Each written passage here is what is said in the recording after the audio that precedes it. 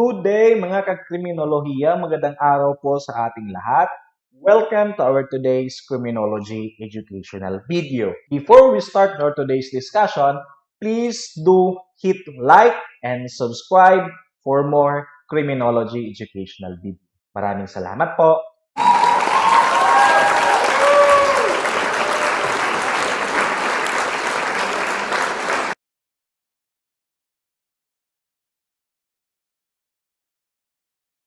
PNP Organizational Structure. The PNP Organizational Structure, we have first is the PNP Command Group.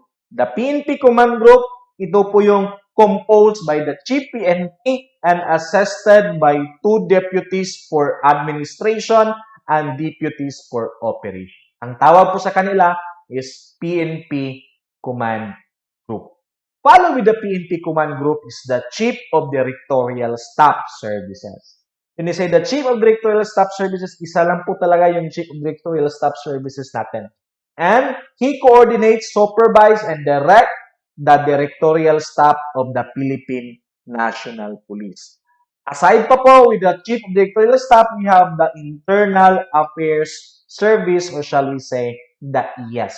It is being headed by Inspector General, and the purpose of this IAS is to assess the Chief PNP in ensuring operational readiness of the Philippine National Police, and if there's an issue with fellow members of the Philippine National Police, then the IAS will investigate infractions and regulations committed by the members of the Philippine National Police. We should always remember that the head of the IAS, or shall we say, Inspector General, is a non-uniform personnel po siya.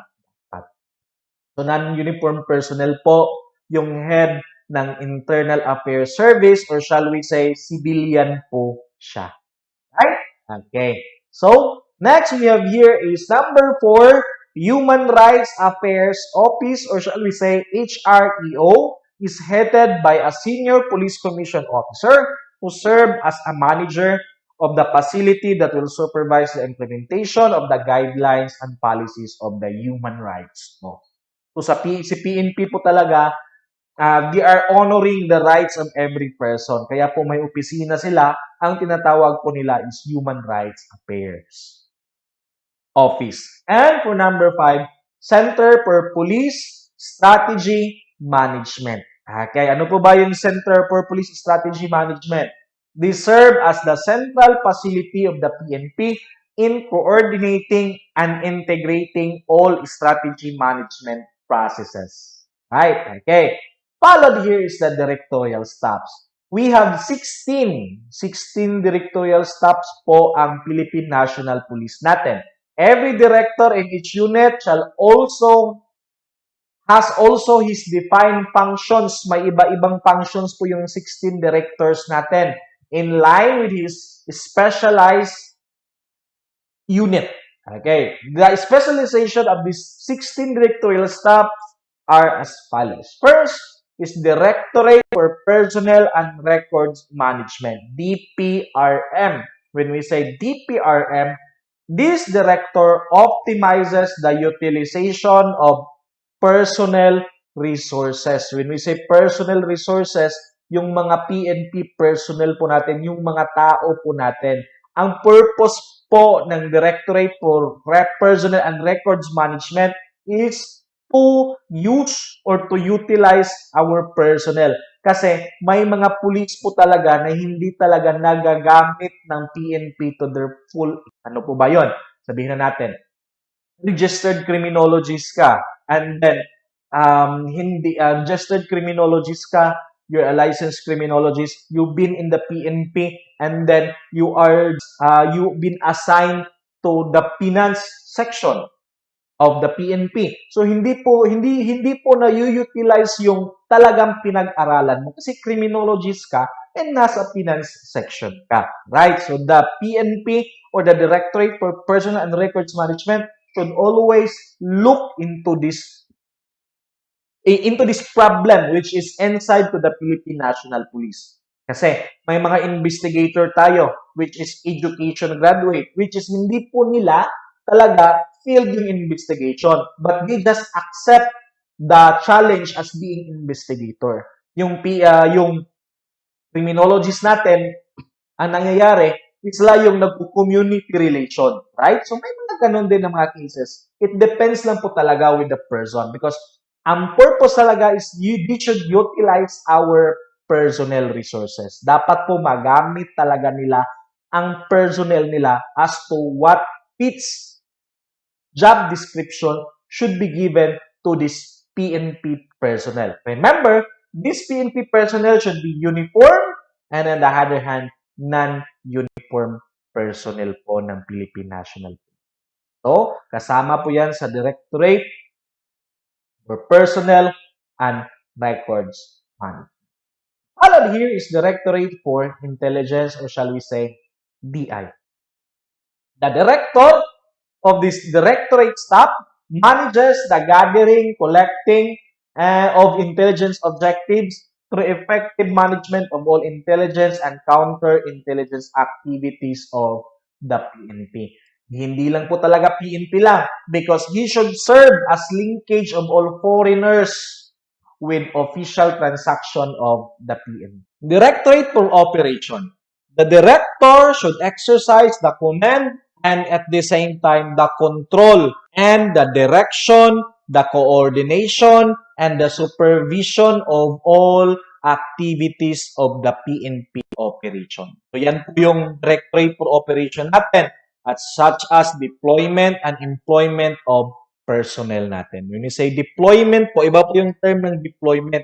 Kasi deployment, you transfer the person from one place to another place. When we say employment, you utilize those personnel. Right? Followed is Directorate for Logistics. Directorate for Logistics, the director administers and manages material resources. When we say material, ito po yung mga gamit ng PNP natin, which is needed for the PNP operations po. Right? Okay. So, susunod po is Directorate for Plans or DPL. When we say Directorate for Plans, the Director plans and programs strategic PNP operations. So, they should plan and program. The Director for Plans and Program Strategic PNP operation. He represents the PNP in the interagency and international affairs on peace and order. Right? Directorate for Plans or DPL is the Directorate for Plans and Programs strategic to the PNP operations. But remember, this directorate should also represent the PNP organization in the interagency, not only in the interagency, but also in the international affairs, which consist or main purpose is peace and order po. Okay? Susunod, the Directorate for Controllership. When we say controllership, that director or this director administers and manage the fiscal financial resources of the Philippine National Police po. Okay. Susunod po is Directorate for Police Community Relation. When we say Directorate for Police Community Relation, this director formulates, not only formulates, but also implements community-related activity programs and not only programs, also project of the Philippine National Police. Right? Okay. Kasi Philippine National Police should always won or win the support of the community in order for them to enforce laws. Next is the Directorate for Investigation and Detective Management or the DIDM. The director coordinates, controls, and supervises all investigation activities in the Philippine National Police. Susunod po is Directorate for Human Resource and Doctrine Development. We say Human Resource and Doctrine Development. This director formulates policies Ano po bang mga palisiya ang ginagawa niya on matter pertaining human resources and even the doctrine development of our Philippine National Police. Not the Philippine National Police, specifically the personnel in the Philippine National Police. Okay. Susunod po is Directorate for Research and Development. Research and Development po siya. The director engages in research po. And at the same time, not only research, it also engage in development and those testing. Not only development, if na-develop na, they should test and they should evaluate the evaluation of self-reliant projects which can help the Philippine National Police. Directorate for Information and Communication Technology Management or DICTM. This director for Information and Communication Technology integrates and standardize all PNP information system. So, yung system po natin, yung mga bagong system ng PNP, we are integrating this one and standardizing this information system, which serve or the purpose of these resources is to improve frontline services of the Philippine National Police. Right, okay. Kagaya ng tinatawag natin yung e-blotter natin. So, yung Department of Information and Communication Technology Management ng PNP, sila yung nagre-recommenda or nag-integrate sa project ng e-blotter natin. Okay. Followed here is the 5 directorates for integrated police operation. May 5 po tayong directorates dito for integrated police operation. Or shall we say the depots.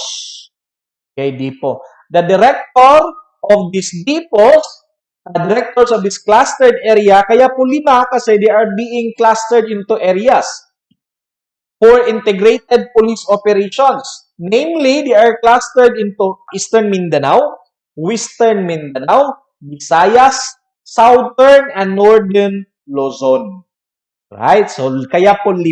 They are giving responsibility to direct and supervise the conduct of integrated anti-criminality. Criminality po, anti-criminality, hindi lang criminality, kundi at the same time, internal security of the Philippine country, counter-terrorism, hindi lang din internal security, kasama pa ang counter-terrorism operations, and even to promote interoperability with the armed forces of the Philippines, coordination po with the EFP.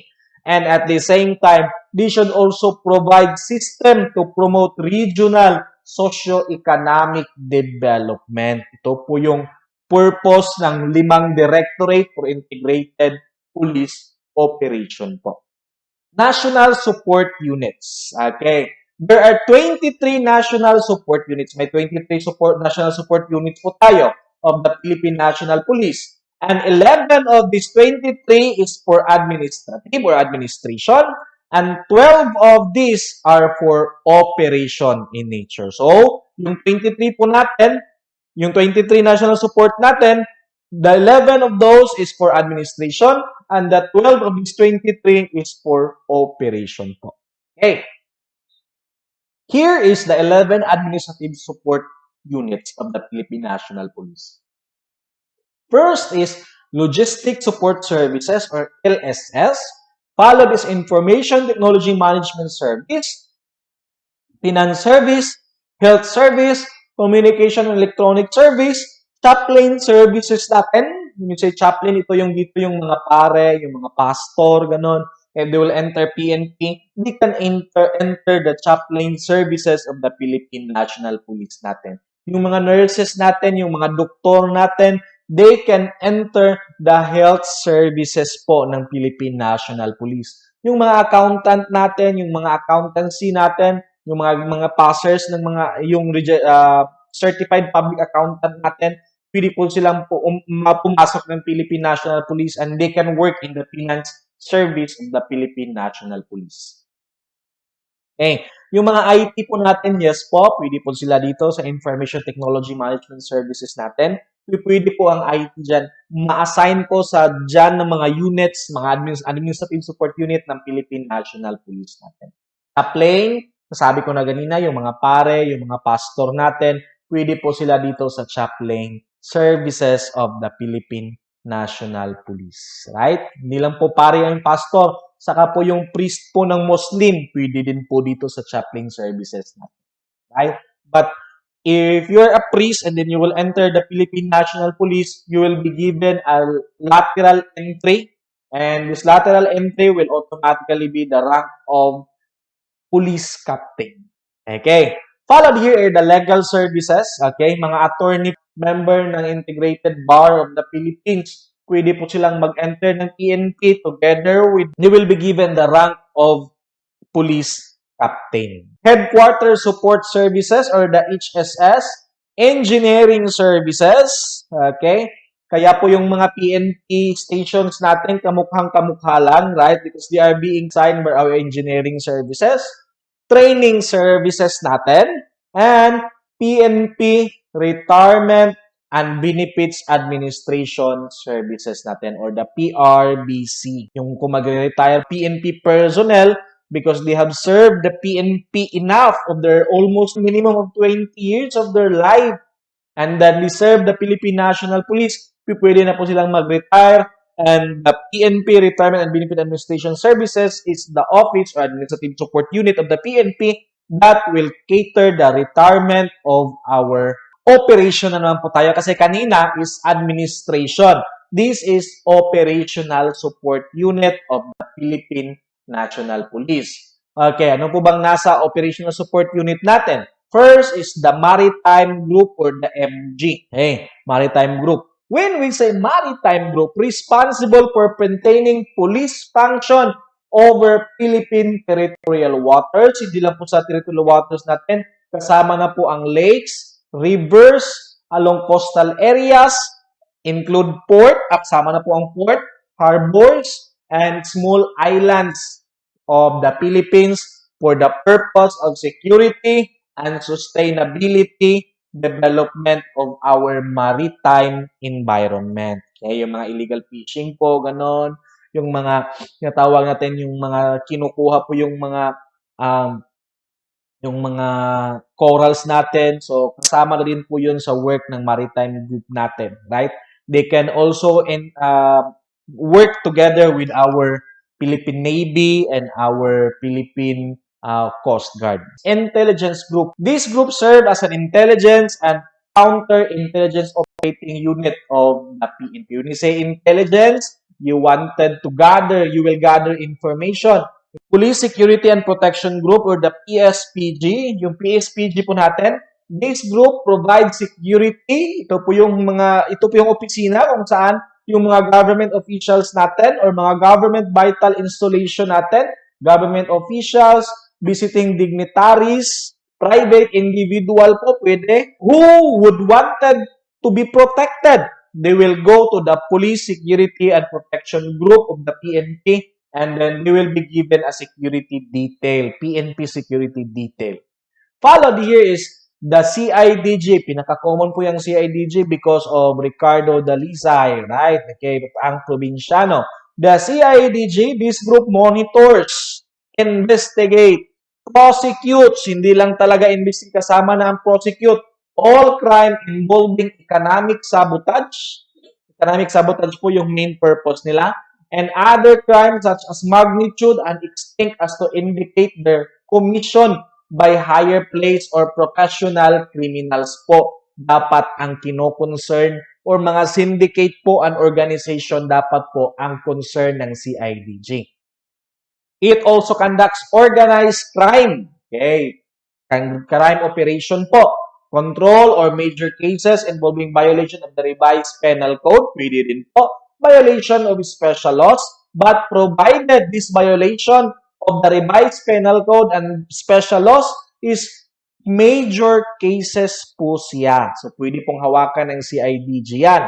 Assigned to them such as anti-hijacking group or anti-hijacking, anti-carnapping, cybercrime, pwede po yan sa CIDG, among others, which is committed by the Communist Party of the Philippines. Pwede din po yan sa CIDG. Kasama na rin po yung mga firearm po natin. Followed here is the SAP, the Special Action Force. This group is a mobile strike force. When we say mobile strike force, they can be deployed any or anywhere in the Philippine territory for the purpose of peace and order. They can strike is into the enemy and whenever po na kailangan ng Philippine National Police.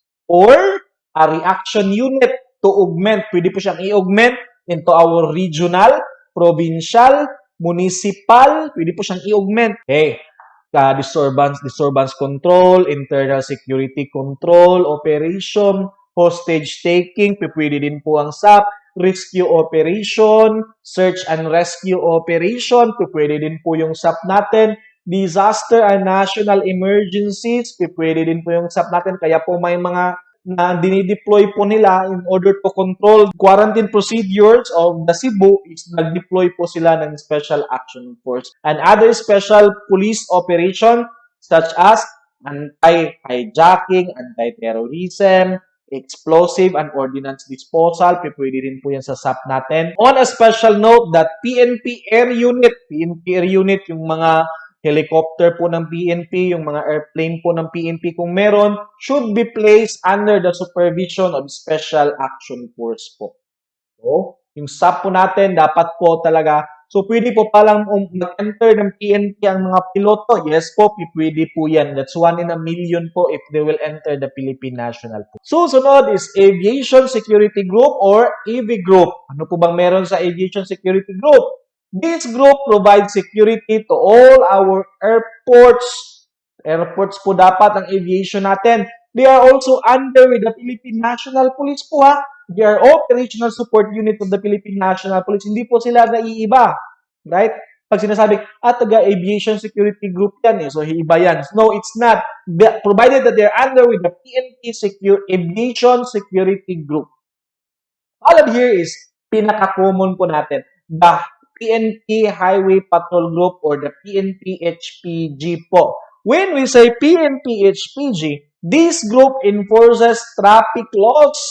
Yung purpose po talaga nila is traffic laws and regulations po talaga. The same po sila ng LTO. But remember, the LTO can process the registration and driver's license of our drivers. But the HPG or the Highway Patrol Group will focus only on the implementation of these traffic laws and regulations.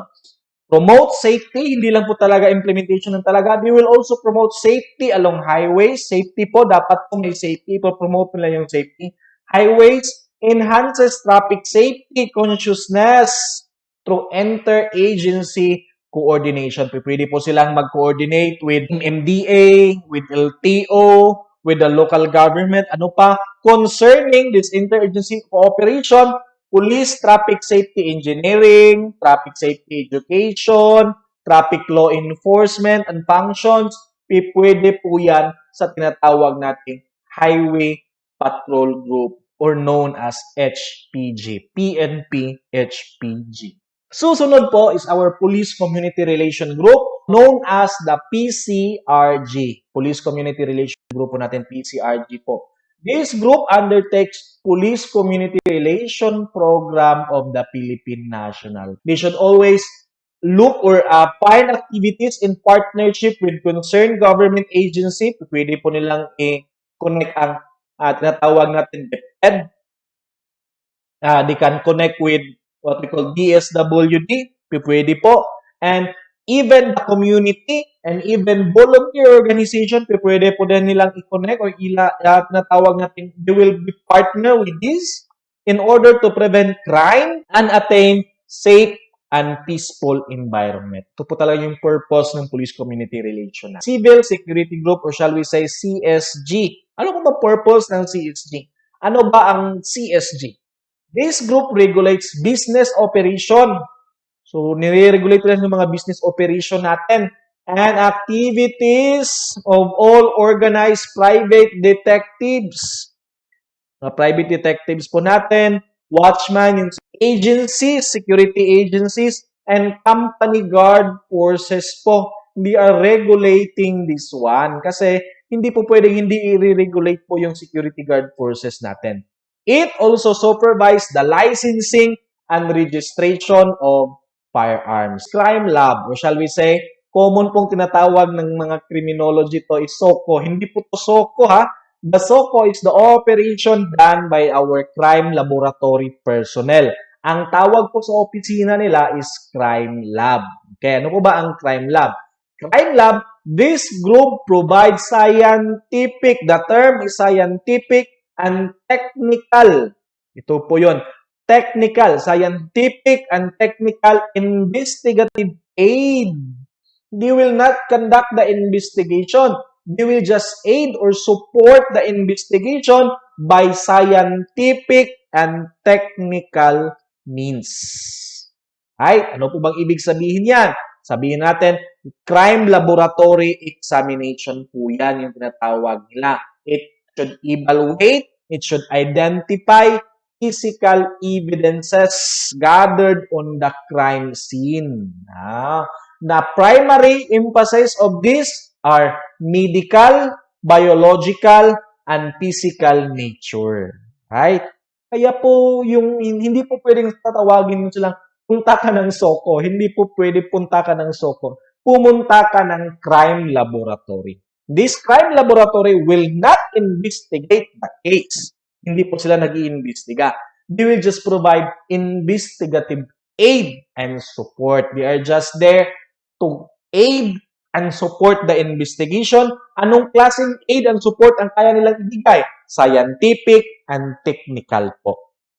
By means of laboratory examinations of our physical evidences na nakikita sa crime scene. Okay. Followed here is the PNP Anti-Kidnapping Group or the PNP EKG. PNP EKG, no bang nasa PNP EKG? This group serve as primary unit of the PNP that addresses kidnapping. Okay, kidnapping. So, sir, pwede din po ba sa CIDG ang kidnapping? Pwede rin. Pero, when we say kidnapping talaga, trabaho talaga yan ng PNP Anti-Kidnapping Group. Right? Handling hostage situations. Ito po yun. Kasama na din po yan sa PNP Anti-Kidnapping Group natin. And, followed here is the pinaka-latest po. PNP Anti-Cybercrime Group or the PNP ECG. Ano po bang nasa Anti-Cybercrime Group? So, this group is responsible for the implementation of laws. Batas po, they will implement laws and regulation pertaining to cybercrime and anti-cybercrime campaign of the PNP. If there's certain cases po and cases nyo is cybercrime, then automatically po that PNP Cybercrime Group has to handle those cases. Don't forget to subscribe and hit the notification bell for more criminology educational videos. We see each other, we see each other. Good day and bye-bye!